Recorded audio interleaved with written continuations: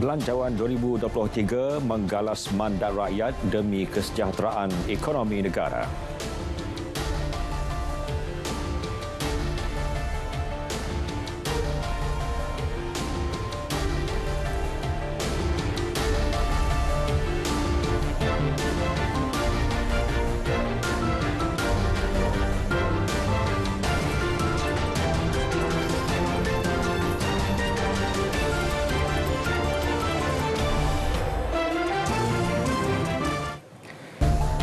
Assalamualaikum dan salam Malaysia Madani. Saya Muhammad Shah Musa.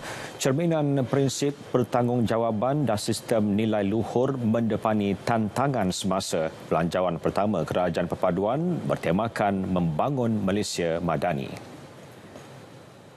RM388.1 bilion diperuntuk sebagai usaha mendukung pertumbuhan ekonomi supaya limpahannya dapat dinikmati semua rakyat. RM289.1 bilion daripadanya untuk belanjawan mengurus, manakala RM99 bilion belanjawan pembangunan. RM2 bilion lagi simpanan luar jangka. Kementerian Pendidikan peroleh RM55.2 bilion peruntukan tertinggi dalam belanjawan 2023. Peruntukan kedua terbesar melibatkan RM36.3 bilion diterima Kementerian Kesihatan. Perdana Menteri Dato' Seri Anwar Ibrahim mencadangkan belanjawan ini mengambil pendekatan dasar pengembangan antaranya bagi mendepani tantangan semasa termasuk cabaran ekonomi global yang tidak menentu.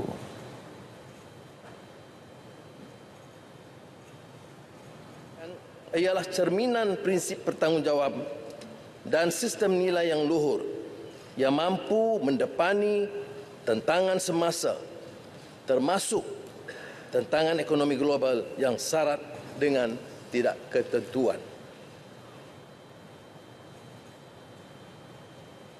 Belanjawan 2023 berteraskan 3 tekad. Pertama, pemacuan ekonomi yang terangkum dan mampan. Antara tumpuannya cadangan memperkenal cukai barangan mewah, juga mengenakan duti eksas produk cecair atau gel mengandungi nikotin untuk rokok elektronik dan vape. Selain itu, RM50 juta disedia bagi membina dan naik taraf 3,000 gerai dan kios untuk penjaja kecil. Turut jadi fokus inisiatif dan insentif depani bencana alam. Tekad kedua, reformasi institusi dan tata kelola baik untuk pulihkan keyakinan. Antara pengumuman penting, baik pulih sekolah dan klinik akan disegerakan. Juga peruntukan RM1 bilion bantu pendigitalan dan automasi PMKS. Tekad seterusnya, keadilan sosial untuk menyederhana kesenjangan. Pelbagai inisiatif diumum seperti peruntukan pembangunan RM6.5 bilion untuk Sabah. Manakala Sarawak menerima RM5.6 bilion.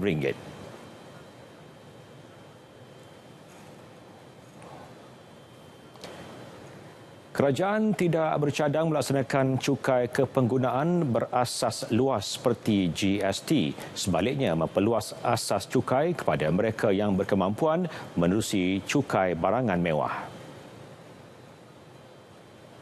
Kerajaan bercadang untuk memperkenalkan cukai barangan mewah mulai tahun ini dengan had nilai tertentu mengikut jenis barang mewah, jam tangan mewah, barang fashion mewah dan segala-galanya yang mewah itu harus dicukai sepatutnya. Bagi meningkatkan mutu perkhidmatan kesihatan kepada rakyat, beberapa langkah akan diambil, antaranya memperkenalkan skim perubatan madani. Kerajaan memperkenalkan skim perubatan madani khusus untuk golongan miskin mendapatkan rawatan kesihatan di klinik dan pengamal perubatan am swasta GP seperti mana dilaksanakan Kerajaan Selangor. RM120 juta disediakan untuk tujuan ini. 26 hospital akan dinaik taraf, antaranya Hospital Kuala Kangsar, Hospital Jelebu dan Hospital Pontian. Bagi mengurangkan kesesakan di Hospital Melaka, kerajaan akan membina blok wanita dan kanak-kanak dengan kapasiti 476 katil dengan kos hampir RM700 juta. Berita gembira buat penjawat awam. Bantuan khas RM700 akan diberi kepada kaki tangan awam grade 56 ke bawah sempena Aidilfitri. Pemberian turut diperuntukkan buat kaki tangan kontrak. Kerajaan bersetuju untuk menyalurkan bantuan khas kewangan Aidilfitri sebanyak RM700 kepada semua penjawat awam. Grade 56 ke bawah, grade 56 ke bawah. Termasuk lantikan kontrak selain RM350 juga akan disalurkan kepada pesara kerajaan. Bantuan diberi bagi menghargai jasa penjawat awam.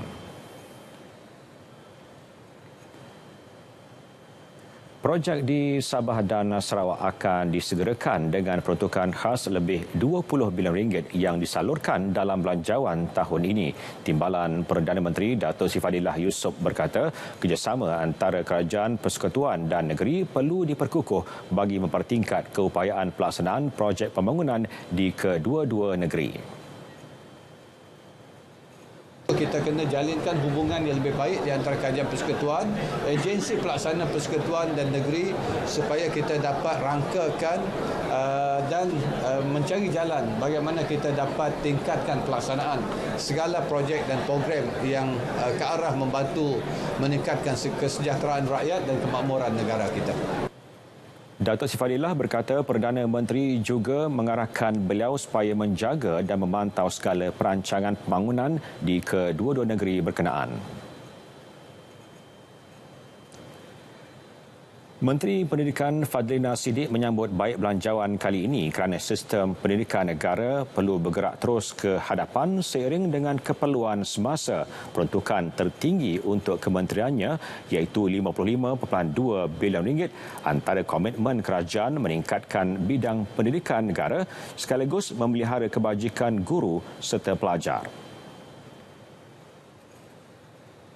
Dan yang menarik juga ada peruntukan sejumlah 20 juta untuk program gotong royong di semua sekolah seluruh Malaysia.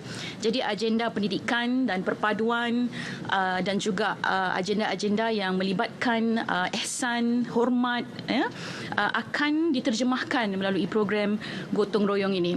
Kita juga ada lagi satu peruntukan berjumlah 20 juta untuk DBP dan juga Institut Terjemahan Malaysia yang akan menumpukan kepada projek-projek khusus berkaitan dengan pemerkasaan bahasa Melayu dan juga penterjemahan karya-karya agung untuk manfaat seluruh rakyat Malaysia dan juga di peringkat antarabangsa. Peruntukan RM2.3 bilion bagi memastikan infrastruktur serta kemudahan pembelajaran berada pada tahap terbaik merupakan langkah tepat oleh kerajaan. Tinjauan RTM di Ipoh mendapati langkah tersebut mendapat respon positif masyarakat termasuk komuniti India.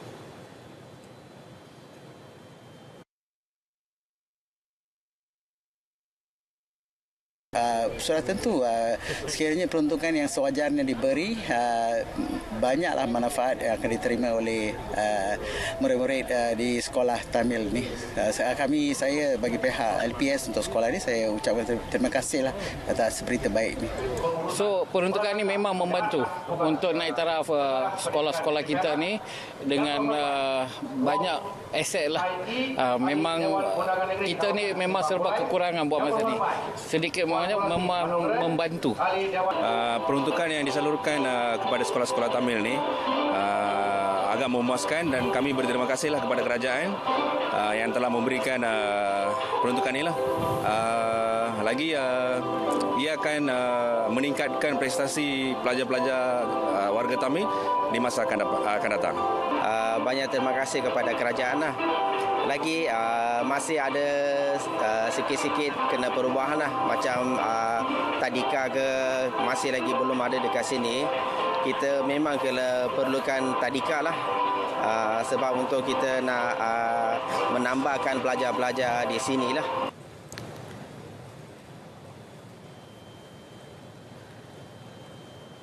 Selain memastikan rakyat terus mendapat pembelaan menghadapi cabaran kenaikan kos sara hidup, Belanjawan 2023 turut mengiktiraf inisiatif konsep Payung Rahmah yang menyentuh setiap aspek lapisan masyarakat.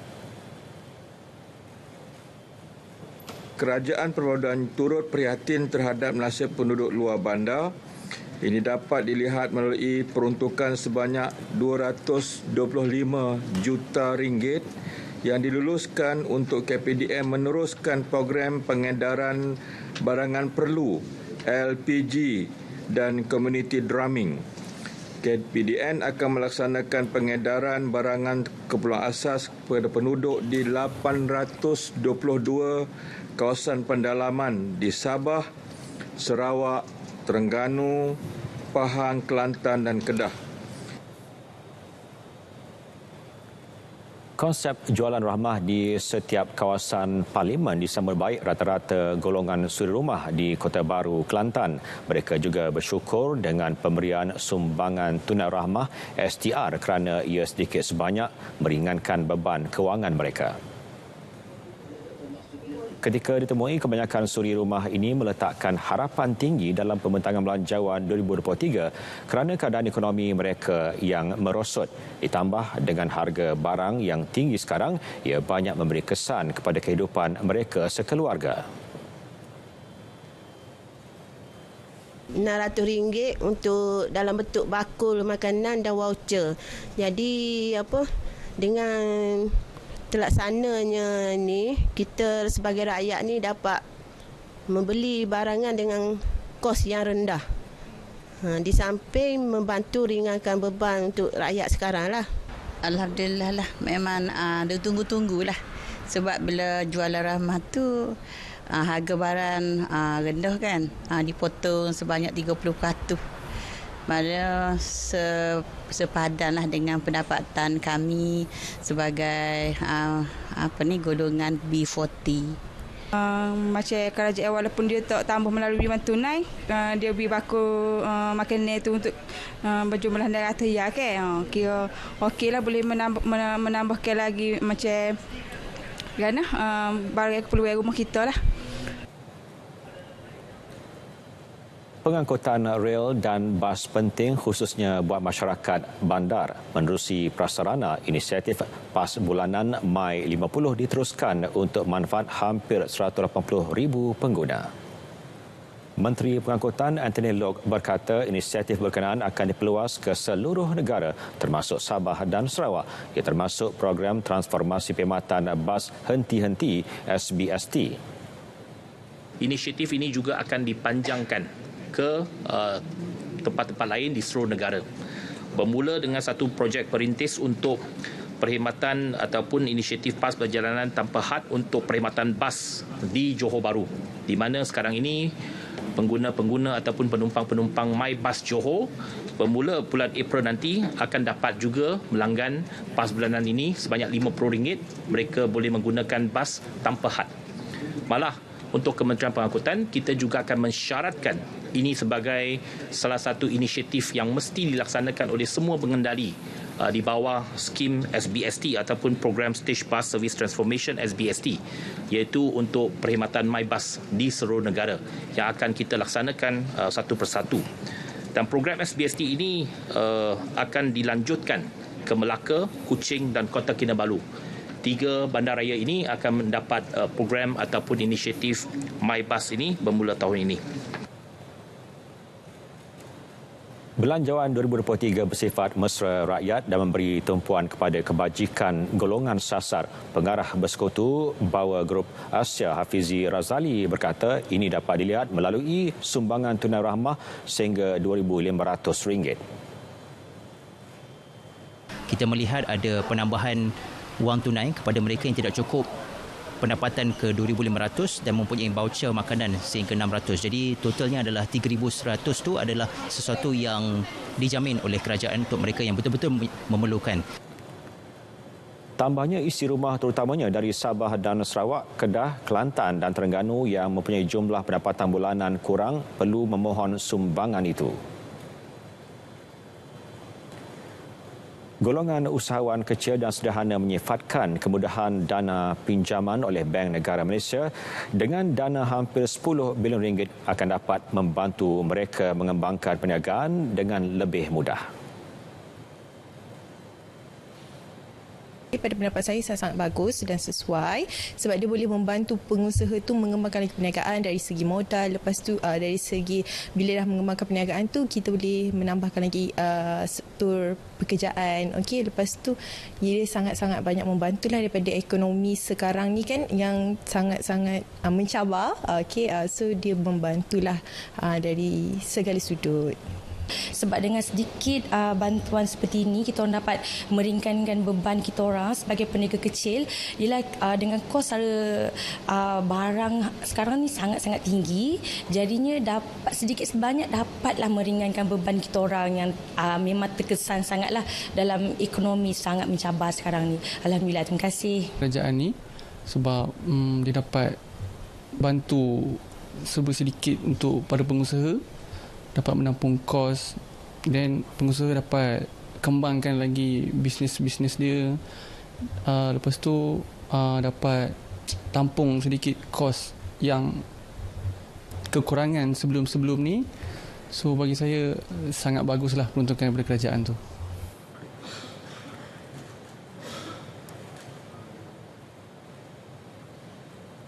Di Johor, usaha kerajaan memperkukuh pendidikan melalui TVET, kemudahan internet untuk rakyat serta geran pendigitalan perniagaan bagi membantu peniaga PKS disambut baik.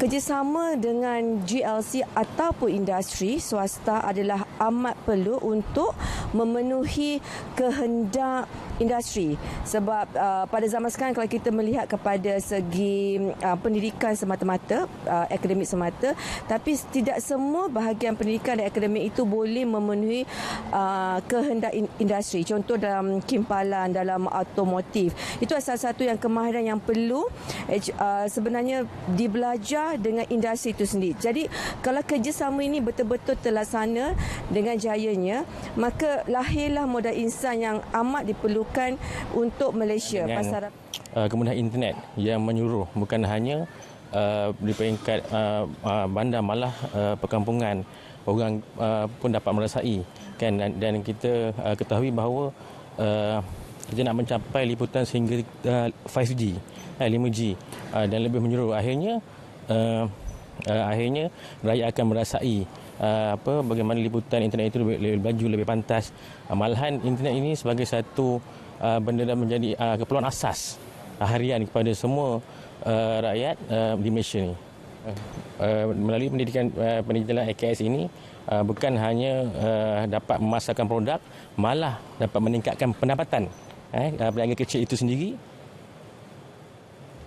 Anda mahu berbayar internet mudah alih pada harga yang murah?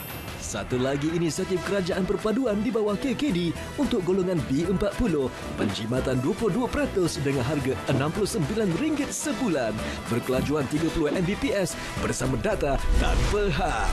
Pakej perpaduan internet semuanya ada untuk anda bermula Mac 2023. Pakej perpaduan internet untuk semua.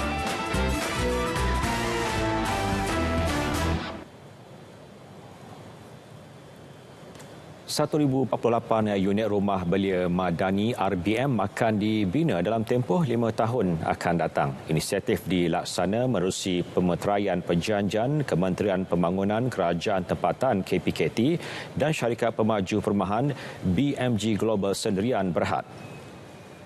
Menurut Timbalan Menteri Pembangunan Kerajaan Tempatan Akmal Nasrullah Nasir, RBM ditawarkan secara transit sewaan untuk sekurang-kurangnya 2 tahun dan boleh diperbarui bergantung kelayakan kepada belia berusia bawah 35 tahun. Projek rumah belia madani ini akan dibangunkan secara konsepnya cross subsidi, iaitu ada 2 komponen utama. Pertama adalah yang disebut tadi rumah belia madani, iaitu kita bangunkan sebanyak 1,048 unit. Manakala satu lagi komponen yang dibangunkan adalah rumah mampu milik ataupun RMM yang sebanyak 1,996 unit. 1996. RMM ini maksudnya syarikat akan jual kepada pembeli. Tetapi bila sebut rumah mampu milik ini harganya RM300,000. Manakala rumah belia madani tadi adalah berkonsep transit ataupun secara sewa.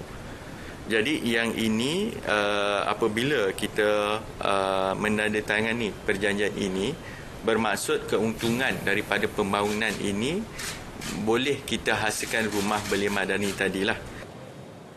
Projek ini akan memberikan impak positif kepada kerajaan melalui penyediaan sebanyak 3,044 unit rumah untuk rakyat yang akan dibangunkan di atas tanah kerajaan berkeluasan 12.8 ekar di Kuala Lumpur.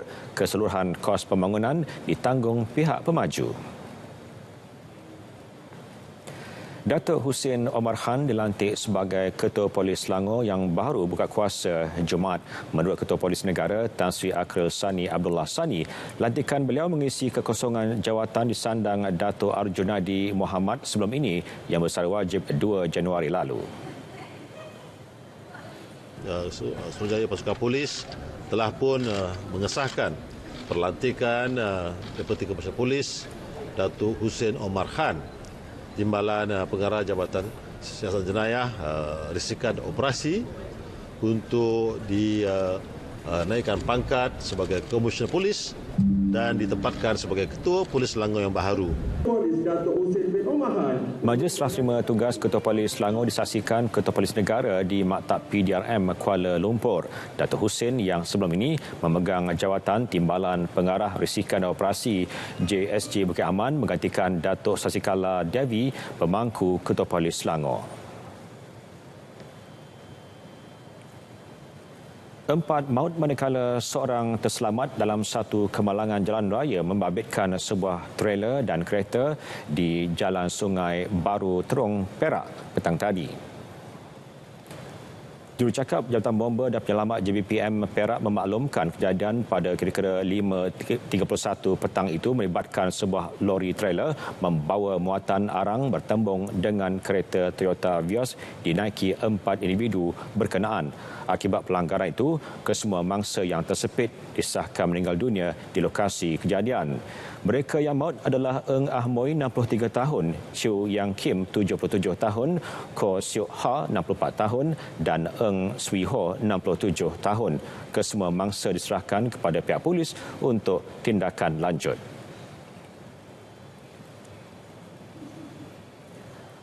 Pameran Otomotif Malaysia Auto Show 2023 kembali lagi. Kali ini diadakan di Taman Expo Pertanian Malaysia Serdang MIPS pada 4 hingga 7 Mei ini. Anjuran Institut Otomotif Robotik dan IoT Malaysia MARI, 3 tambahan baru ditengahkan iaitu Malaysia Bike Show, Malaysia EV Show dan Charge meliputi pasaran otomotif yang lebih luas.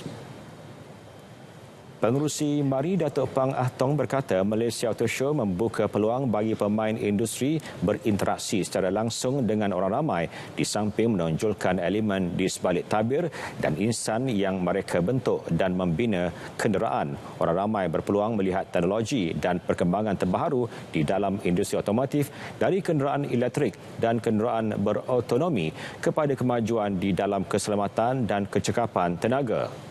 Bertemakan Mobility Redefined, Malaysia Auto Show akan turut mengadakan pelbagai aktiviti otomotif dan gaya hidup.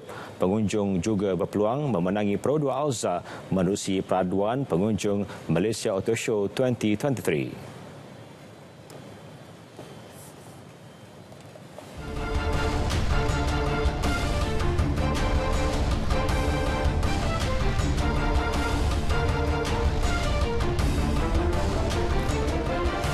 Johor Darul Takzim JDT membuka tirai Liga Malaysia dengan penuh bergaya.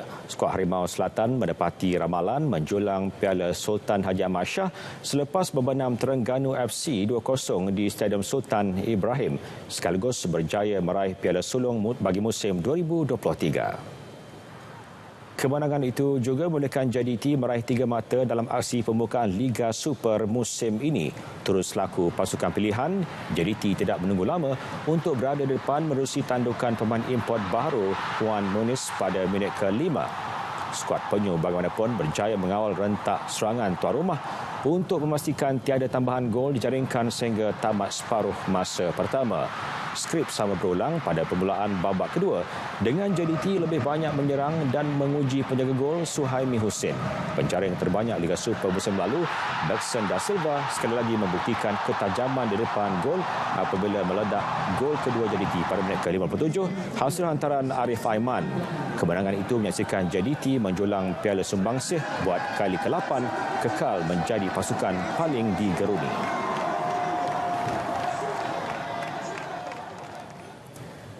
Secara keseluruhan, industri sukan negara menerima peruntukan RM399 juta. Perbelanjaan besar diberi tumpuan kepada penambahbaikan program latihan dan kemudahan sukan untuk atlet termasuk para melibatkan RM324 juta.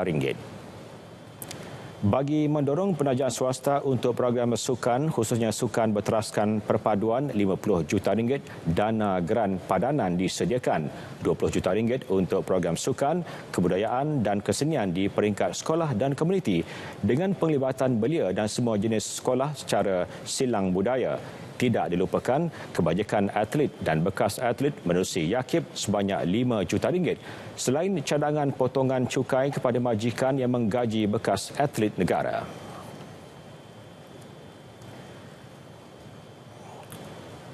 Peruntukan untuk industri sukan menerusi Belanjawan 2023 disambut baik pemerhati sukan.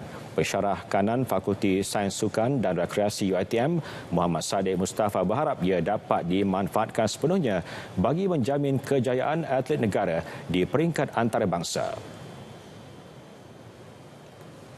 Kita mengharapkan kepimpinan MSN dan kepimpinan ISN dan Kementerian Belia dan Sukan dapat merangka satu strategi yang betul untuk jangka pendek, jangka masa sedang dan panjang dengan konteks memastikan negara kita adalah negara sukan taraf dunia, bukan negara sukan yang hanya berangan-angan untuk dapat pingat emas tetapi masih tinggal dalam angan-angan ataupun dalam mimpi. Beliau turut memuji keputusan kerajaan menambah baik program latihan dan kemudahan sukan yang perlu dioptimum sebaiknya oleh barisan atlet kebangsaan.